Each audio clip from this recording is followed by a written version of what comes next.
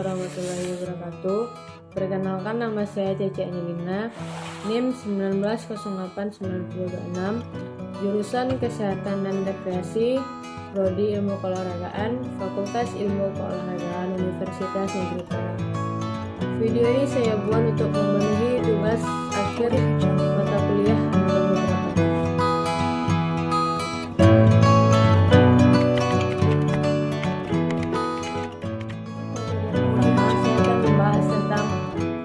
Neurologia, yaitu perubahan sistem saraf pusat dan sistem saraf tepi pada saat berolahraga.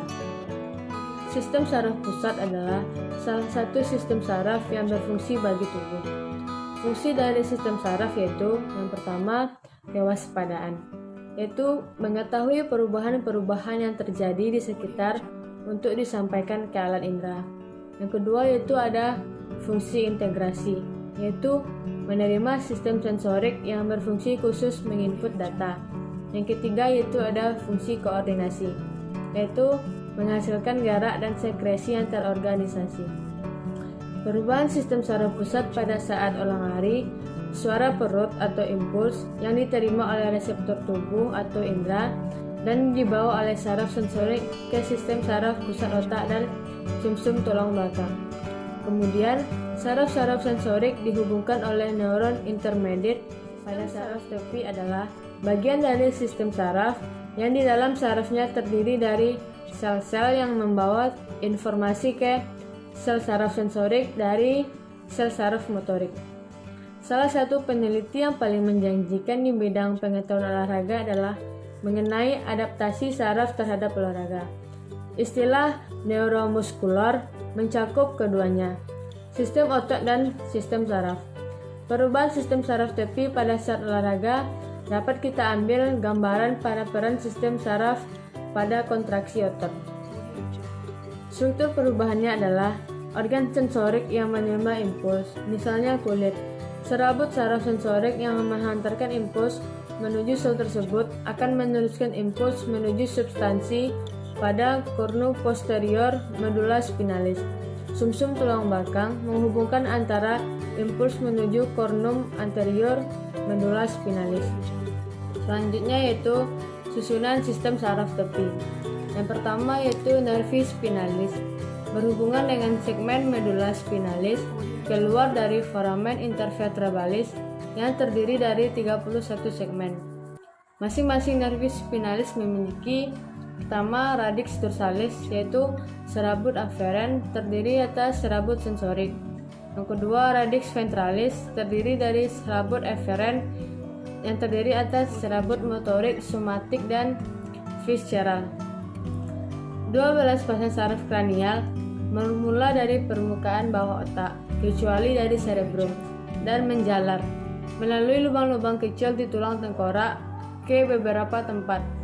Serabut-serabut saraf ini dinomori mengikuti aturan saraf tersebut, berasal dari depan ke belakang otak. Nervi kranial terdiri atas 12 saraf. Selanjutnya yaitu perubahan pada sistem endokrin pada saat berolahraga.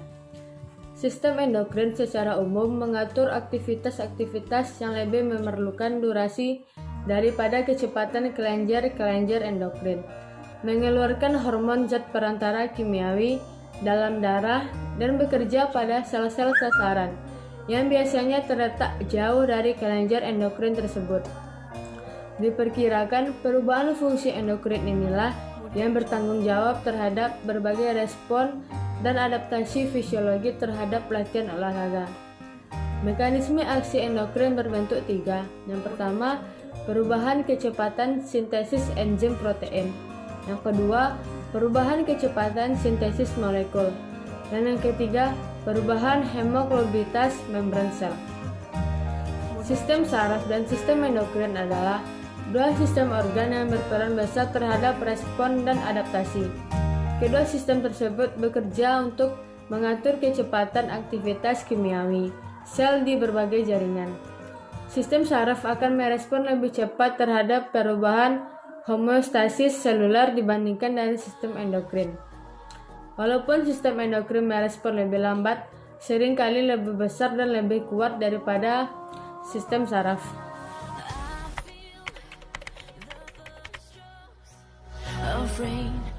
Untuk materi selanjutnya, saya akan membahas tentang genitalia muskulin, yaitu perubahan yang terjadi pada genitalia muskulin pada saat berolahraga. Berolahraga secara teratur dapat membuat seseorang akan menjadi lebih bersemangat dan terlihat bugar. Olahraga juga dapat menghilangkan stres, ketegangan, dan ketakutan, terlebih dalam melakukan kenikmatan berhubungan intim.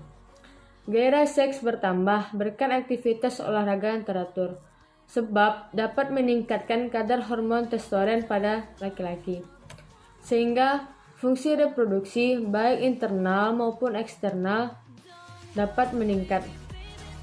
Hormon testosteron ini merangsang reproduksi sperma. Olahraga juga dapat menambah gairah seksual karena dipengaruhi oleh banyaknya hormon testosteron. Yaitu tentang genitalia feminim, yaitu perubahan sistem genitalia feminim akibat olahraga. Olahraga dapat meningkatkan hormon estrogen pada wanita yang berpengaruh pada kemauan seks dan juga dapat menguatkan otot vagina. Pada saat menstruasi tidak berpengaruh dalam olahraga. Karena itu, pelatih tidak mengubah jadwal latihan maupun lomba. Hanya diperlukan perhatian pada kekurangan zat besi saat menstruasi karena ditakutkan gejala kurang darah. Pada wanita menopause atau berhenti menstruasi, terjadi produksi estrogen rendah dan meningkatkan gonadotropin, serum, FSH dan LH. Rasa panas atau hot flash memancar dari badan ke wajah wanita menopause. Tapi bagi wanita berolahraga, itu tak seberat wanita yang tak berolahraga. Apabila hot flash akibat diferensiasi estrogen dapat dikurangi dengan meningkatnya estrogen dari progesteron setelah berolahraga, yang dimungkinkan mengurangi diferensiasi estrogen apabila disebabkan oleh peningkatan LH olahraga dapat menurunkan LH. Penelitian menemukan bahwa menopause dapat diperlambat dengan olahraga.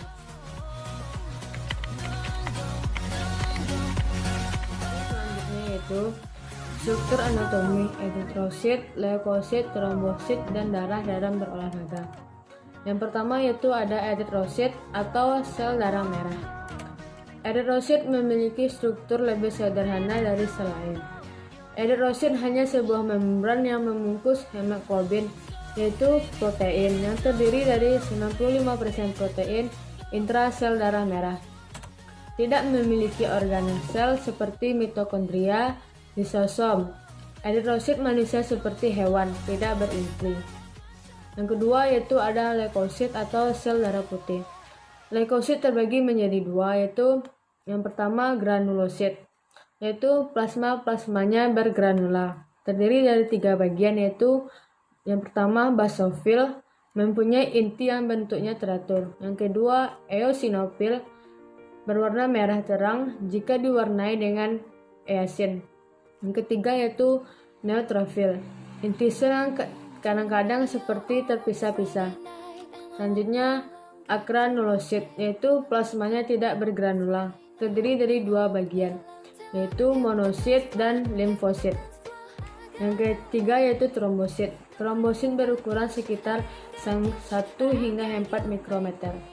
Sel-selnya berbentuk seperti cakram dan tidak memiliki inti sel. Meskipun tidak memiliki nukleus, trombosit masih bisa melakukan sintesis protein karena mereka memiliki kandungan RNA di sitoplasma. Yang terakhir yaitu struktur darah pada saat berolahraga.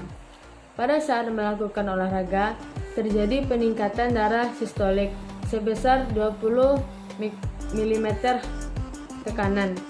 Darah distolil sebagian besar atau 183,8% tidak mengalami perubahan.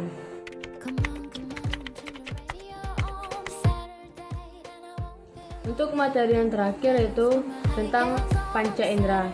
Perubahan pada mata dan telinga saat berolahraga. Yang pertama, saya akan membahas mata.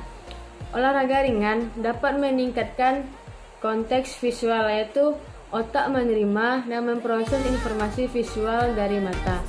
Aktivitas dapat meningkatkan kemampuan korteks visual untuk meningkatkan penglihatan kita pada saat melakukan olahraga. Yang kedua yaitu telinga. Pada saat berolahraga, sistem pendengaran akan memproses suara. Untuk memproses suara diperlukan molekul energi dan oksigen. Dan saat berolahraga dapat memberikan perlindungan terhadap peradangan telinga kita. Baik, itulah presentasi saya tentang mata kuliah anatomi terapan. Semoga bermanfaat bagi teman-teman yang menonton. Satu pesan dari saya buat teman-teman yang perempuan, jangan malas berolahraga. Karena dengan berolahraga dapat menguatkan otot-otot vagina kita. Jadi, jangan mager buat berolahraga. Salam olahraga. Jaya.